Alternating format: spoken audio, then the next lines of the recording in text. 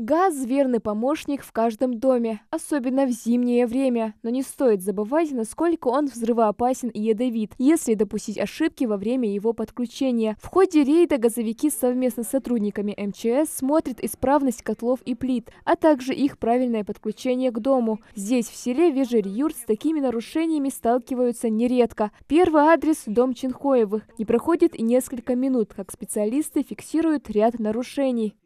Тут должен быть хомут из трубы, чтобы вот эту внутреннюю трубу коррозия не съела. Надо, чтобы была труба в трубе. Хомут через стены. Это все неправильно сделано. Поэтому надо ее переделать. Поднять повыше, чтобы ровно она была. Переделать.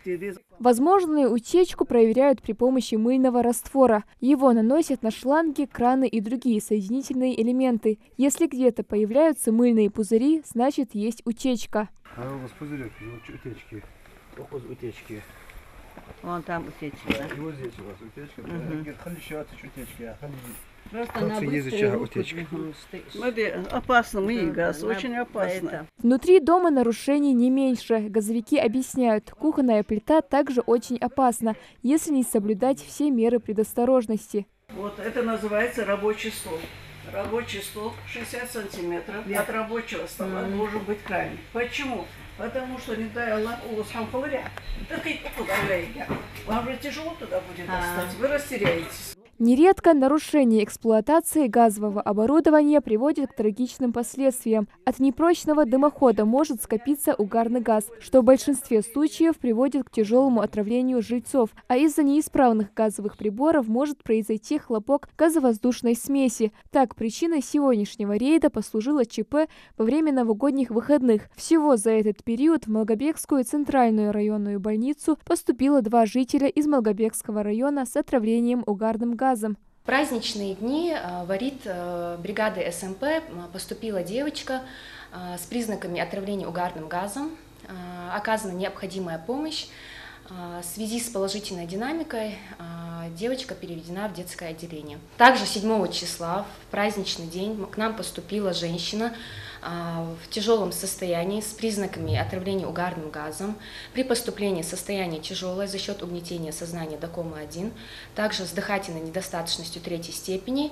В связи с этим была переведена на аппарат ИВЛ.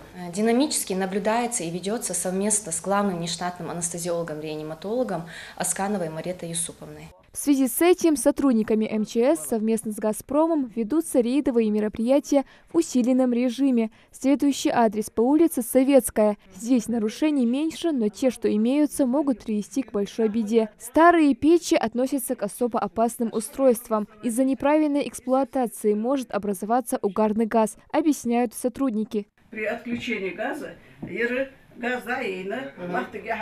когда возобновлять подачу газа, тут будет поступать газ. И вы не будете, вдруг у вас дома не будет, да? Но газ будет выходить. Поэтому, сразу отечное. Для жителей проводится разъяснительная беседа. Ошибки в эксплуатации они устранят в ближайшее время. Срок предписание вы обязательно установите сертифицированную горелку.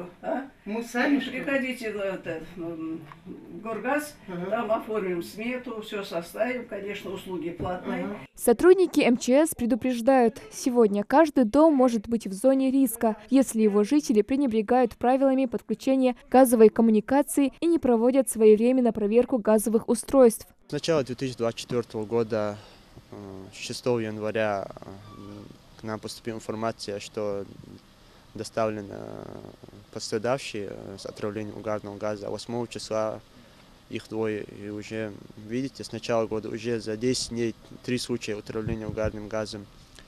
Если мы не будем проводить данные профилактические мероприятия все чаще и чаще, такие случаи будут только возрастать.